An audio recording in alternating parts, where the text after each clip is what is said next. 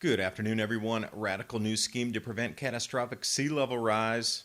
They want to pile up hundreds and hundreds of miles of rocks and sand on the sea bottom to change water currents around glaciers to stop the melt. Wonder what kind of environmental impact study that would be, because they're talking about trying to stop glacial melt on Antarctica. They call it sills.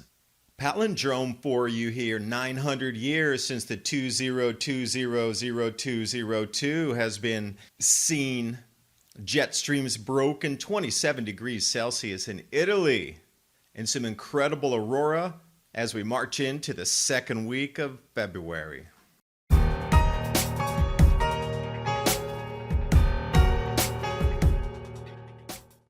As we head towards an election and the U.S.-China trade war is taking a back seat to the Chinese virus outbreak, Brexit and concerns over cyber threats globally, only one investment stands out: gold.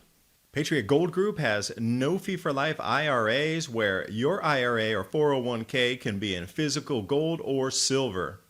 At Patriot, you work directly with an owner and avoid paying absurd broker fees. Call today or request a free investment kit. PatriotGoldGroup.com. The link's in the description box below.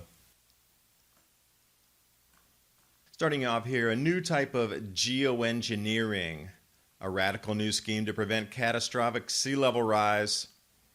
Now, traditionally, geoengineering is aerial disbursement called stratospheric aerosol geoengineering. You know those lines in the sky that turned into opaque clouds that they say is not ongoing at the moment? Yeah, the private Harvard program. Yeah, Department of Defense that just gave NOAA $4 million to work on that type of program to dim our skies. Yeah, that same one. But now they're taking it a step further out into the oceans, and I thought, what is this all about? But earlier in the article, they do say that there's some downsides to geoengineering, such as cooling some regions of the planet while causing droughts in the other. Sound familiar? But they're not talking about these very tiny frontal edges of sea ice break-off, iceberg formations, and these tips of glaciers that they want to deal with here. The concept is they want to build underwater walls at the mouths of the world's most unstable glaciers.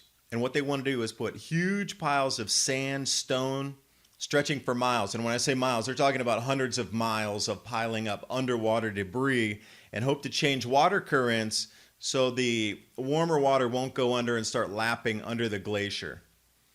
First of all, what kind of environmental impact study would that be? You're talking about changing ocean currents. Like, what kind of runaway badness could happen if they got it wrong and it started funneling even more under a different glacier further down? You saw the same thing with beach breaks across the East Coast. All it did was move the sand into different places. Didn't have the effect they were looking for. And secondly, do they understand that glaciers sculpted the Great Lakes? Glaciers move Earth. They dig Earth. They crush Earth. Now, this plan calls for construction of something called a sill, S-I-L-L, kind of like your windowsill. Piles of material to sit on the seafloor. Nothing really technologically advanced. They're just talking about pushing a bunch of debris and also dumping a bunch of debris in the ocean. Gee, I wonder what contracts would go to which companies to dump rocks and sand on the sea bottom, and what kind of fossil fuel usage it would take to move gigantic boulders onto big, gigantic ships to take that out and dump it in the ocean, affect the water currents, and destroy the ecosystem. That sounds so ecologically friendly. But here's the sills right here. Initial condition, the water's moving as it is. It's coming in, it's melting the glacier from beneath, but we need to block it. We need to stop it. And by putting all this debris in front, you see they're trying to reduce the melt rate. But again, I'm going to come back to the ecology of it all. You know, you're shutting down entire states in California for a newt or some kind of, tiny little minnow, putting up hundreds and hundreds of miles of this stuff across different ocean beds of our planet. Is anybody even going to look into that? And when I say hundreds and hundreds of miles, these are the areas that they're targeting here that they would like to stop on Antarctica. So you can see the vastness that they're talking about in the project. This would probably be like one of the largest earthworks project ever undertaken in human history. Who would get the contract, and how are you going to mitigate the CO2? You're going to have to burn fossil fuel to do that. Oh, that's so. 21st century, you and your fossil fuel burning machines. But speaking of numbers, I'm going to take you back 900 years. Palindrome. It's a number you can read forward or backward, and it comes up to the same numbers. You see this a lot in different types of numerology. It can also be done with letters, but Sunday, February 2nd was a unique calendar date. Written both forward and backward, it had the same date. So let me bring you on here to show you the exact example. The previous 8-digit palindrome 900 years ago, November 11th, 111111. So you have 1111, the year 1111. So whatever way you're writing that back and forth. And then there's vast distances in time between these types of events repeating. So they're also cyclical if you're going to look at it in this terms. So the latest one we just had was 0202-2020. So if you're going to write that backwards, 0202-2020, it goes both directions there, showing the same number. But what's interesting though, another 909 years, we get back into another one.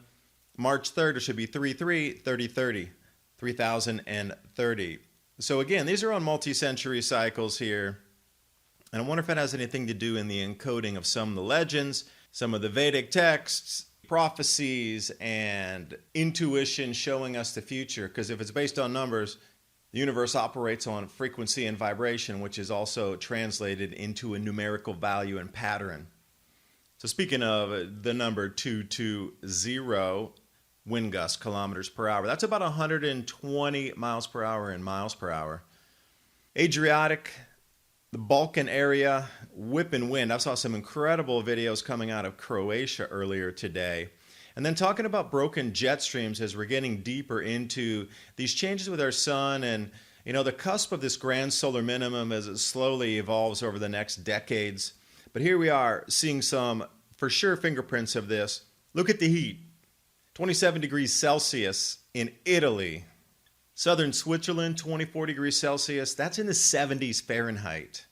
Now on the inverse, when we take a look at other areas, go look at Africa. Something like 16 to 18 degrees Celsius below the normal. Cold air is displaced in one place, hot air displaced in another. They're just doing the dance in the atmosphere. And speaking of the atmosphere, well, upper atmosphere, incredible aurora at the moment. How picturesque and peaceful is this in this time of uncertainty across the planet? And I'm also doing my best over on Patreon to update you what's happening in China with the news at the moment that's being censored left, right, and center across the web. So as soon as I've seen something, I screen grab it, write a little story about it, try to put the human interest side of it in and compile a single subject of what it would be, from the fumigation of the cities to the lockdowns and everything in between, in nice bite-sized nuggets. Patreon, Adapt 2030. Thanks for watching, and I will see you next video.